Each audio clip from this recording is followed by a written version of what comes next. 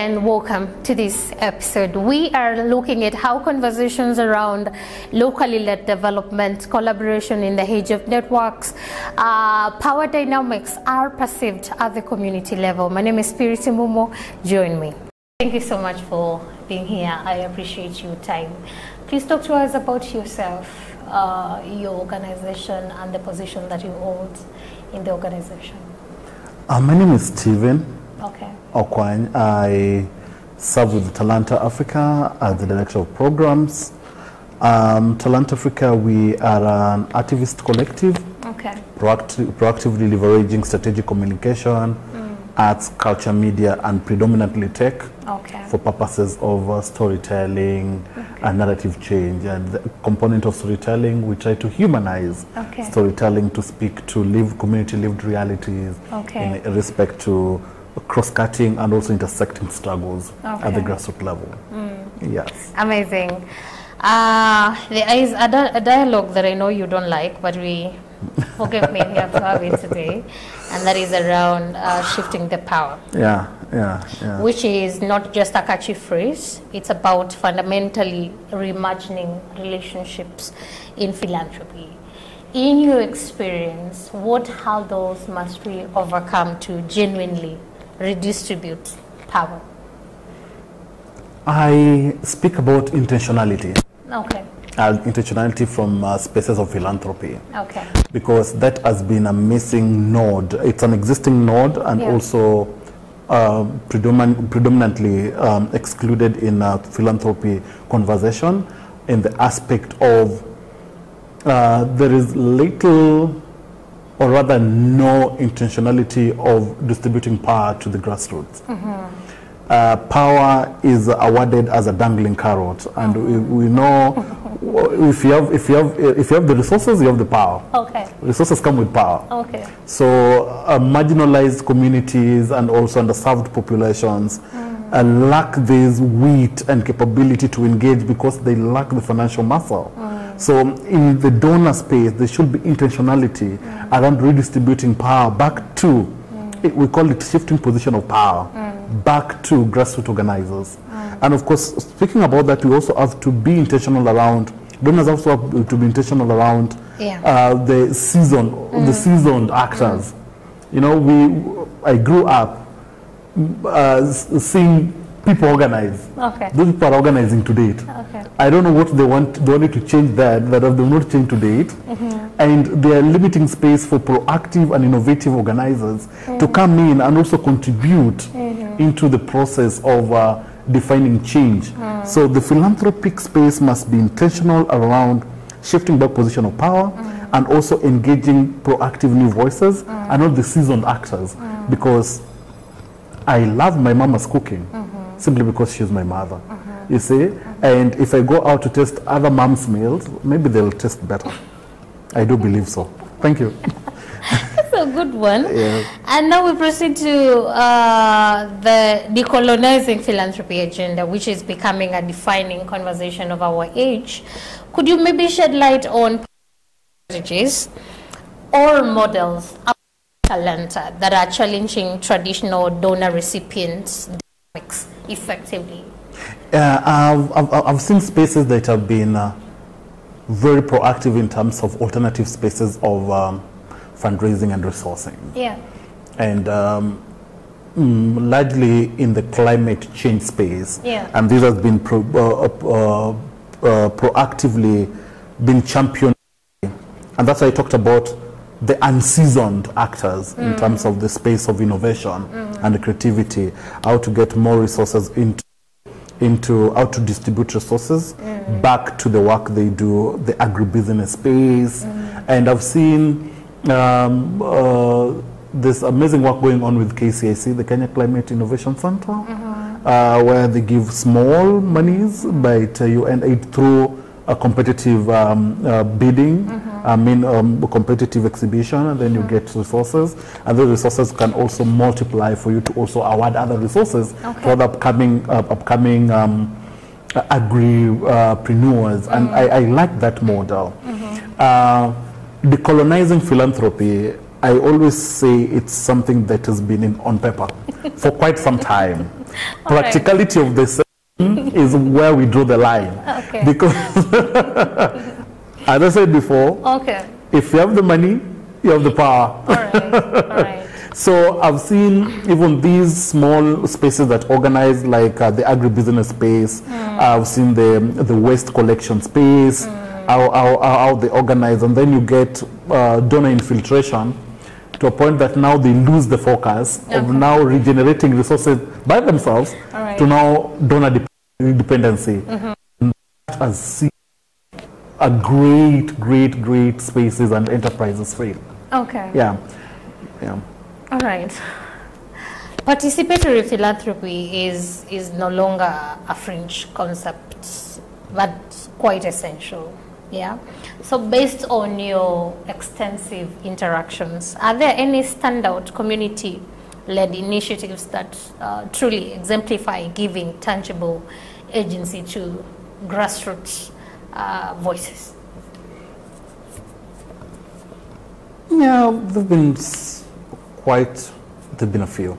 In the context that I operate in, largely Kisumu, and also in the context of health programming and governance programming, I've seen amazing innovations that have been participatory in terms of grant making, which goes back to shifting position of power in terms of actualizing interventions that go into addressing lived realities, as opposed to predefined programming where a donor gives you a theory of change or a logical framework and tells you, you have to adapt this. And those ambiguities also kind of ambiguities in paper. I just don't know where philanthropy came with the papers. There's just a lot of papers. Right. And these I've seen so many young people run away from the space of philanthropy, but even in the health space, I've seen like practically the reusable sanitary towels that has come up to be a very good space where we've seen grassroots collectives and groups coming together to use low-cost materials to produce high-quality reusable sanitary towels, selling them at affordable costs, which to me addresses a very fundamental issue, as opposed to just over-dependence of on donor space, where donor will give us some money for us to buy some boxes of, I dislike those campaigns. Yeah, where you get 20 boxes of Nia, you're going to distribute 20 boxes of Nia, where is the sustainability of, So in the health space, I've seen that. I've also seen that, just like I said, in the agribusiness space. And young people are innovating daily in terms of how they can have resources to organize, because seasoned programmers have taken over the space and they've known the donor language, and they're very selfish in the sense of gatekeeping. So young people cannot get resources in their hand to actualize most of these things. Okay. To summarize that section to do with power, you mentioned about donors being intentional to genuinely shift it. So what other ways do you think we could maybe adopt as donors and philanthropists to ensure that our efforts to shift the power do not end up being tokenistic, but truly transformative? Co-creation. That is the ideal process where it moves from tokenism to practicality. Because when we co-create together with the philanthropic space, when grassroots actors and civil society practitioners co-create with the donors, it means that we are talking about issues that are relatable on a day-to-day basis, and not things that are desktop researched, placed in a very awesome proposal, and millions of grants are added. The concept of co-creation allows even the donors to really also start realizing that apart from just the traditional grant-making process, there's more to it at the grassroots level, and this can also shift even the program design at preliminary stages, as opposed, just like I said, coming up with fixated log frames and outcome journals, where people have to take parts and parcel to kind of implement. But if people co-create, you find that even the indicators become realistic. The indicators to measure results become realistic because they're practical. Yeah. If it's about numbers, the numbers become realistic. A donor, for instance, who sits in the global north might not know the health need of the global south, so they might come with ambitious targets. But if we co-create, we come up with realistic targets. Okay. So that is the issue around shifting power. Okay. And this is about being equal participants in the process. Not now because you have the mullah, you dictate the process, no. Because as well, that your mullah might not end up solving the issue that you wanted. Yeah. Thank you. Next is on locally led development, whereby the impact of grounding development in local leadership is undeniable. Yeah. And from your experience, what elements differentiate projects genuinely anchored in local capacities from those that just pay lip service? Oh, you got me there for a minute. I know. There has been a discipleship that has been created, this hallelujah syndrome, I don't know where it's coming from, within the philanthropic space, that if you're not politically correct, you don't get grants. Yeah, and we just have to say the truth the way it is. Okay. Because the space has been extremely political. It's been politicized to a point that if you're not, we normally say you're in bed with the government, but right now, even if you're not in bed with the philanthropic space, it's very hard for you to even get the resources. It's not a matter of you having a practical paper or a practical intervention. It's about who do you know.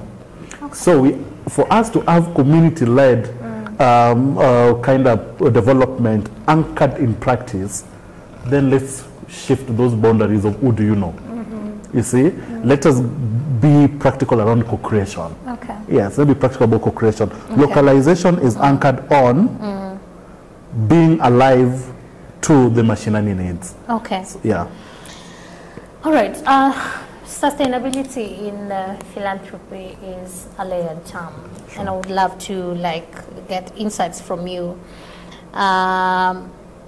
In your view, could you maybe signify a project that is both sustainable and dynamically attuned to local needs and aspirations?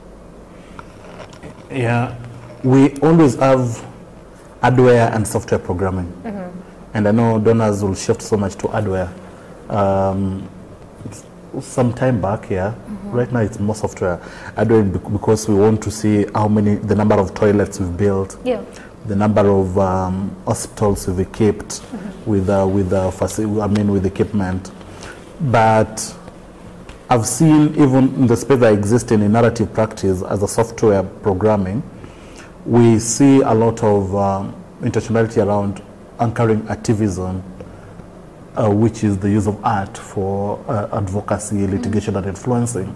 Because art itself has the component of influencing and litigation, but also the aspect of entrepreneurship, where you also have resources.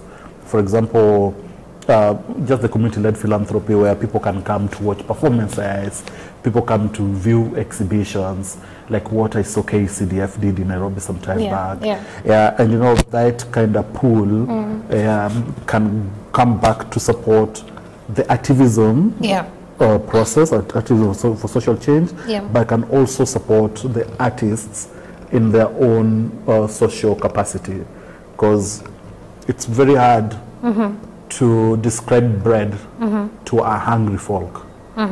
It's practical for you to get them the bread. Okay. Thank you.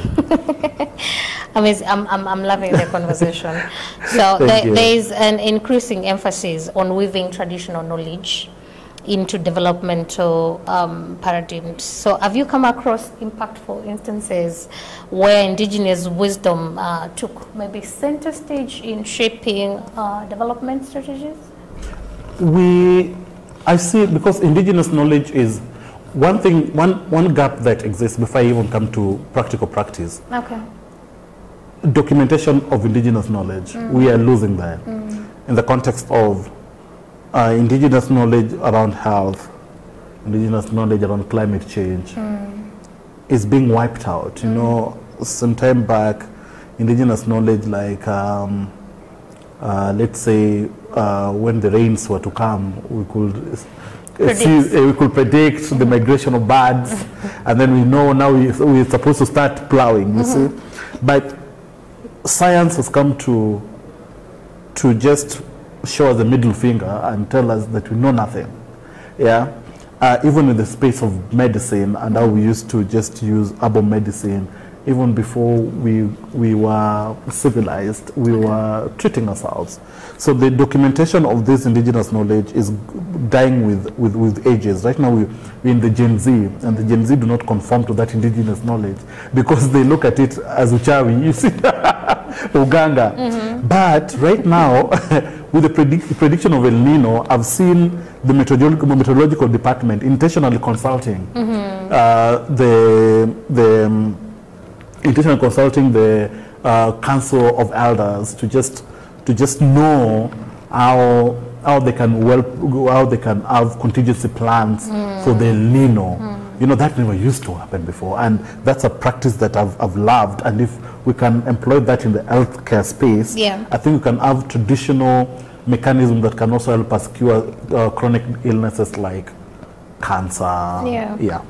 Thank you. So in recent years, there's been an evident tension between the appeal of quick, noticeable results and the long-term sustainability secured by endowments. All right. So given this, how do you perceive the evolving role of endowments in community philanthropy and amidst the increasing appetite for immediate impacts? Flexibility comes into play because when we talk about sustainability, endowment also exists in the space of flexibility because by and large we're talking about influencing actions that impact on people. And people-centered, we normally call that people power kind of development has to be looked at in both short, mid, and long term in terms of sustainability. We've had the philanthropy space, the donor space is a bit thirsty for immediate results, which at times also leads to compromise at the grassroots level because you have to be politically correct with your donor, and here are ambitious targets that you also have to meet in terms of sustainability. So you might end up even, and we talk about cooking data, these things that exist, and I know you handle them every now and then in your philanthropy convenings. So we should co-create realistic indicators of measure. So that we don't just endure things that are ambitious for practicality. Thank you. I've noticed that endowment strategies need constant development. So from your perspective, what challenges and opportunities lie on the horizon for endowment building, particularly given the ever-changing economic landscape? So I'll still go back to what I said before, which is around intentionality of resourcing, because the economic landscape currently, and I give this practical example. 10,000 US dollars in 2015 was a lot of money. 10,000 USD in 2023 is small money. Because the economy has had a very extreme sabotage on just how we organize financially. So for us to be intentional and also practical around the endowment process, we have to look at the existing realities at the grassroots level. The donors exist within communities, and they do understand how the shifts do occur. So in terms of the development process, they have to look at if there is a question around a program that's supposed to take 2 years, if it was to cost 100,000 USD in 2015, it can't cost 100,000 USD in 2023. The issue around matching of grants, and I've seen some partners talking about, we'll give you, some donors saying about, we'll give you 80% to co-fund with 20%, which is a good model to create that ownership. But the question is, when you tell a marginalized space to match your contribution, isn't that also mounting extreme pressure? Because I do understand the logic, but how practical is it? Second is around branded aid. Branded aid, I think it's just too toxic. I've worked, I don't want to mention names, but I've walked to schools and I've seen students carrying school bags, and I've been like, is poverty this delicious that people have to be branded for them to just be mocked that you're poor? People have bags that have how many logos? And you're like, it's only a bag, for crying out loud. It's only a bag. There's a water tank that has 7 logos. And are you trying to tell us that we are poor? You see, so the intentionality around this begs the question around endowment, because it doesn't make sense. It doesn't make sense. Lastly, on that point, the question around accompaniment. The question around accompaniment. Accompaniment works when a community is empowered to know why they're being accompanied. We've seen people and also donors misuse this issue around accompaniment. Right now, it's called accompaniment. Before, it was called capacity building.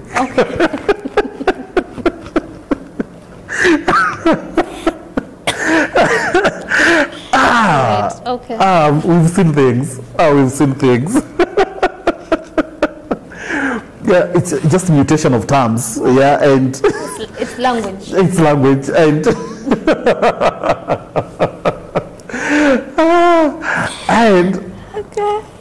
the accompaniment also exposes the question of privilege. Just how privileged minority can sabotage than a privileged majority, and I don't like it.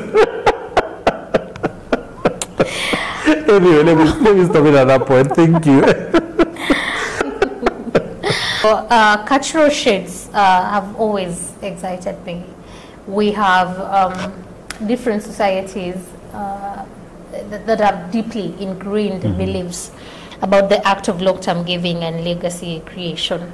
So in this rich web of global perspectives, how do you think community philanthropy can act as a bridge, aligning these varied cultural views and fostering a shared appreciation for endowment building? I love that question. The issue is, how do you motivate?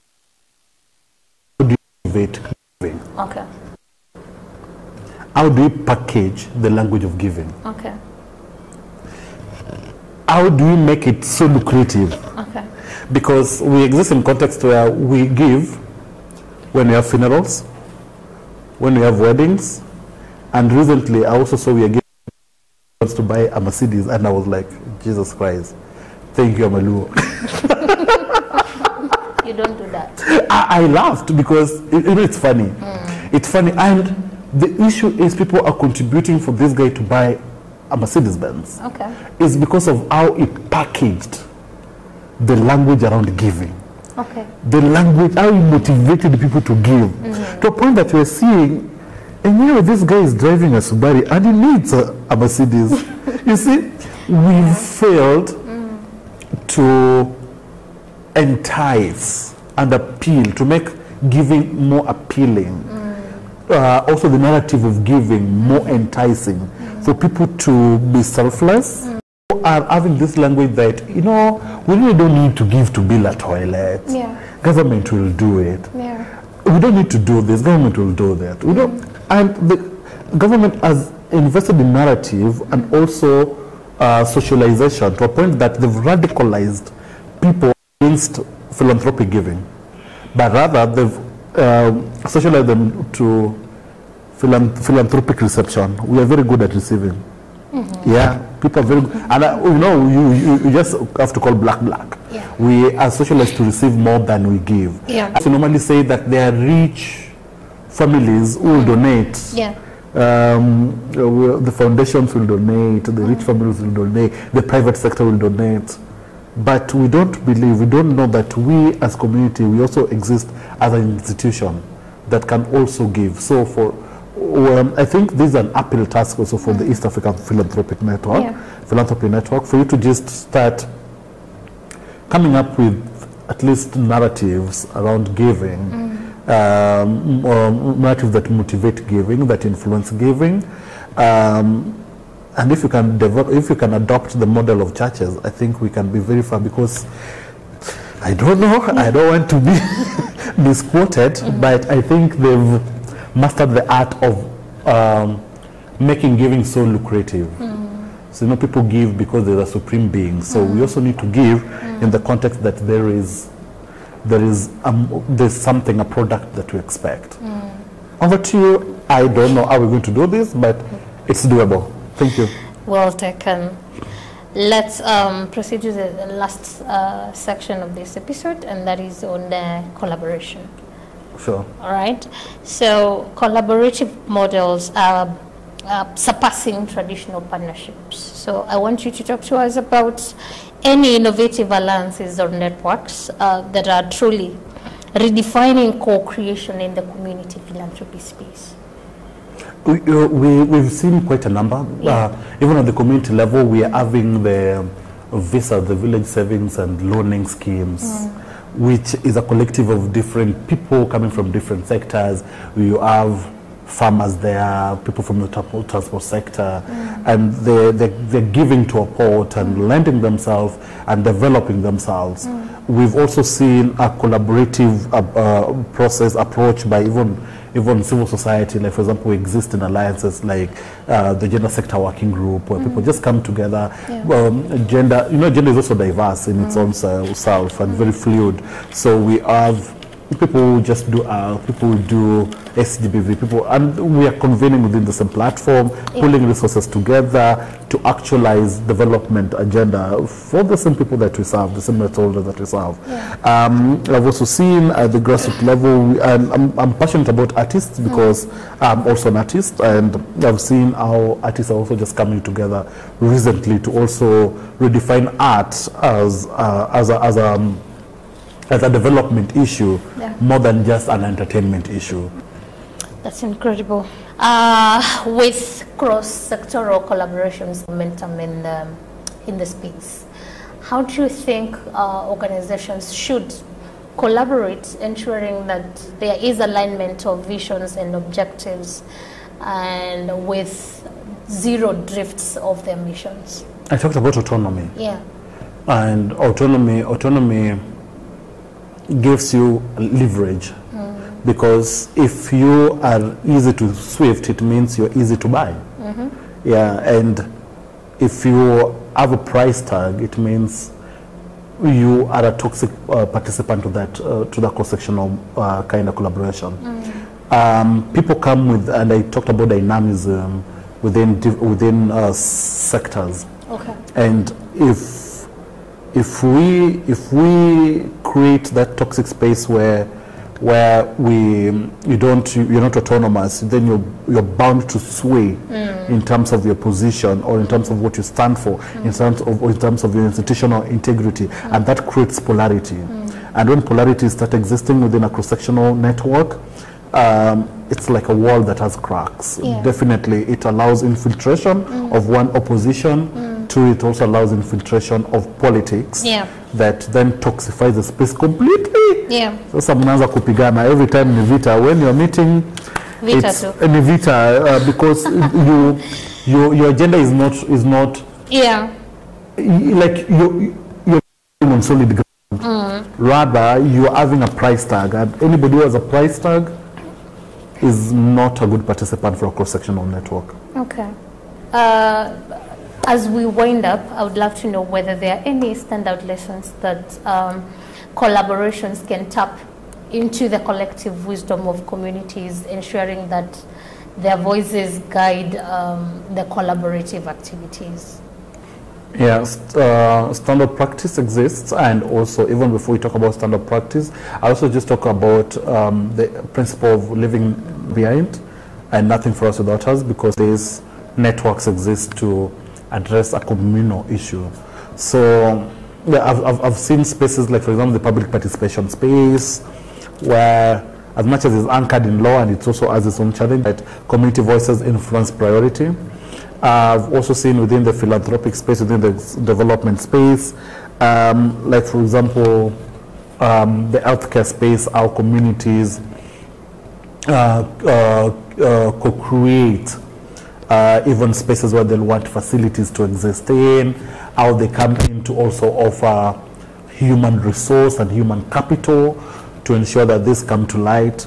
Practical examples includes in Yahera that there's already ongoing works, in Yakach where there are already ongoing works, and of course even at the Gender Sector Working Group that we sit in as well, even as Solant Africa, we've seen a lot of community voices coming in terms of, for example, if it's a need around healthcare, how then do we have outreaches or facilities can conduct inreaches that address the pertinent issues, not only pandemic-related issues, but also curative-related issues, for example, malaria, access to SRHR services.